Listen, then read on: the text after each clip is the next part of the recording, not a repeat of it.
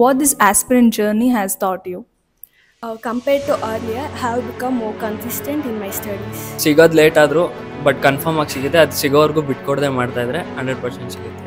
ಎಲ್ಲಿ ತನಕ ನೌಕರಿ ಸಿಗಂಗಿಲ್ಲ ಅಲ್ಲಿ ತನಕ ಬಿಡಲ್ಲ. ಲೇಜಿನೆಸ್ ಸೋಂಬೇರಿತನನ ಬಿಟ್ಬಿಟ್ಟು ಮುಂಚೆ ಹೋಗ್ಬೇಕು. ಪ್ರತಿದಿನ ನನ್ನನ್ನು ಅಪ್ಗ್ರೇಡ್ ಮಾಡ್ಕೋಬೇಕು, ಯಾಕಂದರೆ ತುಂಬ ಕಾಂಪಿಟೇಟಿವ್ ಇದೆ. ಸೊ ಆಬ್ವಿಯಸ್ಲಿ ನಾವು ಪ್ರತಿ ದಿವಸ ಎಸ್ಟರ್ಡೇಗಿಂತ ಜಾಸ್ತಿ ಬೆಟರ್ ಆಗ್ತಾನೆ ಇರಬೇಕು. Being consistent and also learning from the mistakes. We have to maintain consistency. Time management, consistency. Discipline ಆಗಿ ಹೋಗ್ಬೇಕು, ಮತ್ತು ಪಂಚಾಲಿಟಿ ಎಲ್ಲಾದ್ರೂ ಪ್ರತಿಯೊಂದು ಕಲಿಸ್ತೀವಿ. ಫೇಸ್ ಮಾಡಬೇಕು ಅಂದರೆ never give up. Hard work ಮಾಡಿದ್ರೆ ಯು ಕ್ಯಾನ್ ಅಚೀವ್ ಎನಿಥಿಂಗ್ ಅಂತ. ಸೆಲ್ಫ್ ಮೋಟಿವೇಶನ್ ಇದ್ದರೆ ಸ್ವಲ್ಪ ಏನಾದರೂ ಅಚೀವ್ ಮಾಡ್ಬೋದು ಅನ್ನೋ. I have learned and I am practising that consistency to maintain. Competitive world ಹೆಂಗಿದೆ ಅಂತ ಗೊತ್ತಾಯಿತು, ಕಾಂಪಿಟೇಟರ್ಸ್ ಹೆಂಗಿದ್ದಾರೆ, ನಮ್ಮ ಸುತ್ತಮುತ್ತ ಎಷ್ಟು ಕಾಂಪಿಟೇಷನ್ ಇದೆ ಅಂತ ಗೊತ್ತಾಯಿತು. Work hard. ಡಿಸಿಪ್ಲಿನ್ ಅನ್ನೋದು ಇಂಪಾರ್ಟೆಂಟ್ ಆಗುತ್ತೆ ಯಾವತ್ತು ಲೈಫಲ್ಲಿ. I learned consistency. Hard working ಯಾವತ್ತೂ ಬಿಡಬಾರ್ದು ಮತ್ತು never give up. Maintaining consistency. To be resilient and to keep going.